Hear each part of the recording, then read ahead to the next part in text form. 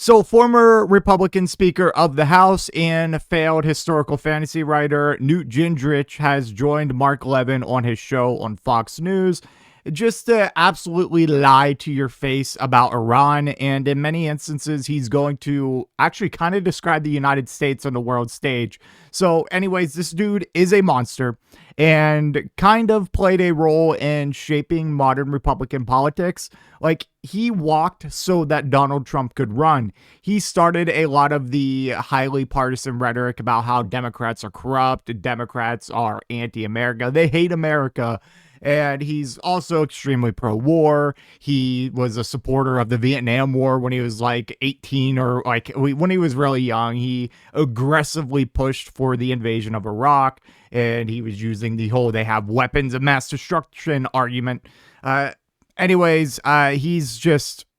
hasn't met a war that he didn't like. He's also a massive supporter of Israel, and in his spare time, he likes to write historical fantasy fan fiction almost. Like, some of these were like, what if Nazi Germany won, and instead of a Cold War with the USSR, we had a Cold War with Nazi Germany? And what if the Confederates won? It's like this dude's just writing out what he wished would happen, and that's just like, you could say that's unfair. It's just a alternative history, but like, when you look at what this guy stands for and says, you know absolutely well that he would have been a Nazi supporter back in the day. Like, he would have been one of the Nazis at Madison Square Garden, like holding one of those rallies.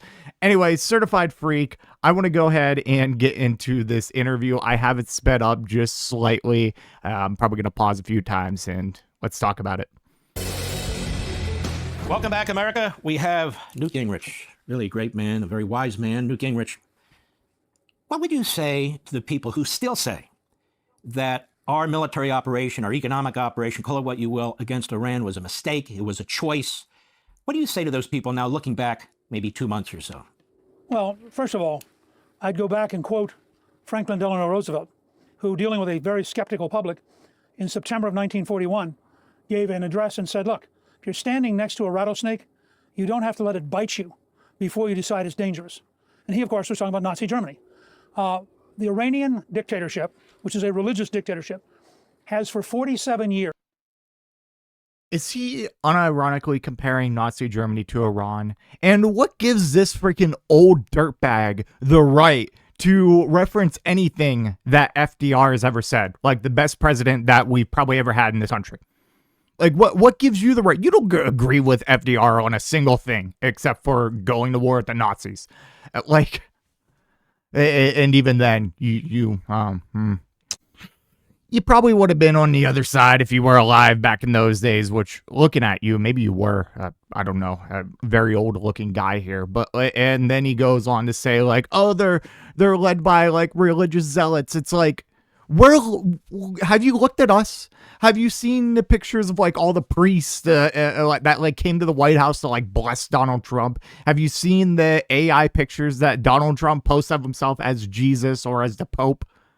Have you ever seen Pete Hegseth talk?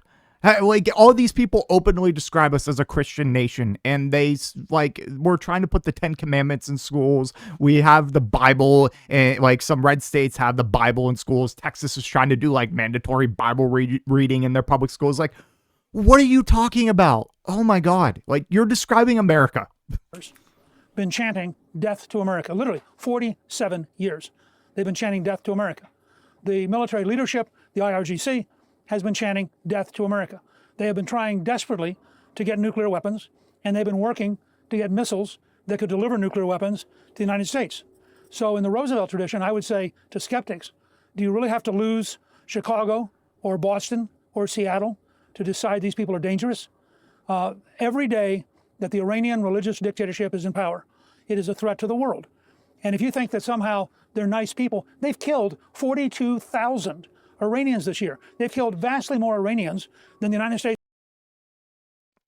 I hate this 42,000 claim going around. Yeah, they slaughtered a bunch of protesters. But then, like, a couple of weeks after that, Trump's like, yeah, we tried to give people in Iran guns. It's like, okay, were these just protesters or were they actually armed insurrectionists? Like, and it wasn't 42,000. 42,000. Are you kidding me? That's like what some people still say that Israel killed in Gaza. Granted, they have it at like, what, 50 or 60,000 is the official number. You think, which, by the way, massive undercount. You think that in like a couple of days, they killed 42,000 people? Jesus, man. Like, we are just so shameless in our lies. In Israel combined, vastly more. But nobody seems to want to condemn a religious dictatorship filled with hatred, which has, in its own mind, been waging war and killing Marines in Lebanon, for example. These people have been against us, and that was in 1983. So this war's been going on a long time. Trump's the first president to have the courage to say, we need to break the regime. And that's what he's trying to do. Not necessarily, he wouldn't call it regime change, but if he can get them to give up nuclear weapons, he can get them to give up their ballistic missiles, he can get them to agree to quit subsidizing terrorism, he will, in fact, functionally have broken the regime. That is his work. This is an evil dictatorship. It is fully as evil as Adolf Hitler was or Joseph Stalin was, and we need to be honest about it. And frankly, Mark, I think this is a good debate. The country has to make a decision. Do you want to live in a fantasy land until the nuclear weapon goes off in your neighborhood? Or do you want to be realistic and honest and take the steps necessary to protect America? You make good points, Newt. I don't mind the debate. I mind efforts to sabotage and obstruct what the president's doing with phony War Powers Act arguments. And now they want to impeach the Secretary of War in the middle of this military operation. They're talking about impeaching the president come November. Well, let me ask you this. You're a historian, but you're also a philosopher in many respects. I feel like half the country has the will. I mean, this is what we're talking about. This regime gets nuclear weapons. It's an issue of survival. If you don't believe they're going to use them, then I think that's fantasy land. And yet maybe the other half or a third believes, no, that's okay, as they push their Marxist agenda, their Islamist agenda, their big government agenda. Marxist agenda. These people just make shit up and then roll with it. Marxist agenda? What about Iran is Marxist agenda? I'm pretty sure after the Iranian Revolution, they purged all of the Marxists. What are you talking about? These people just say things. They just try to pull every buzzword out of their vocabulary and then just throw it at you and hope it sticks. And all the rest.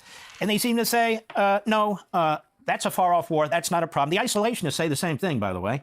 What do you make of that? Are you concerned, here we are, the 250th anniversary of the Declaration of Independence, that there's a growing part of our population, particularly younger perhaps, that does not have the will to do or to believe in what has to be believed in and done. Now, it's a long question. I want to go to the next segment and give you an opportunity to answer that. So, what am I supposed to do with these people, man? Like, we're comparing the Iranian regime to that of Hitler and also Stalin.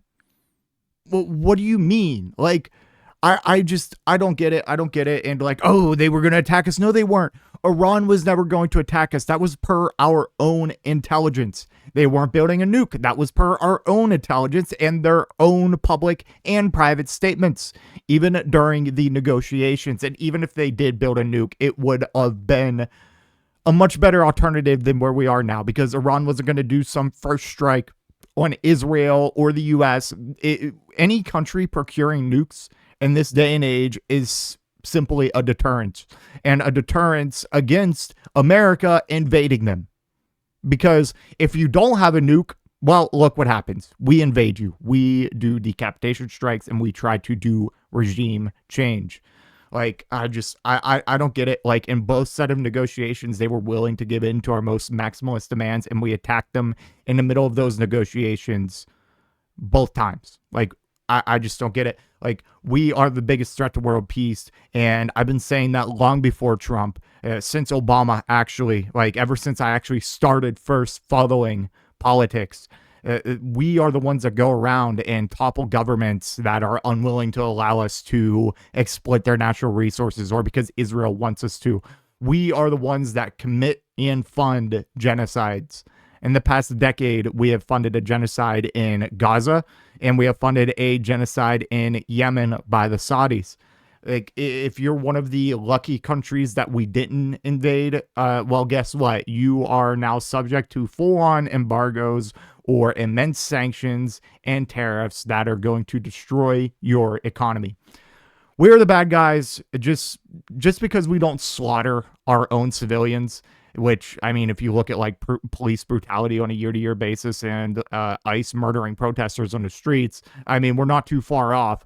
But for like every Iranian protester that the Iranian regime has killed, we have killed tenfold overseas. We are responsible for millions and millions of deaths as a result of our conquest, our imperialism. It's like, and we've displaced even more. It's crazy, man. Anyways, that's all I have for this one. Let me know what you think in the comment section down below, and I will see you in the next one. If you made it to this point in the video, I just want to give a special thank you. If you enjoyed it, please hit that like button down below, and if you really enjoyed it, maybe consider hitting that subscribe button while you're down there. I want to hear your thoughts in the comment section. I will try to reply to any and all comments that I can. Until next time, watch that video on screen.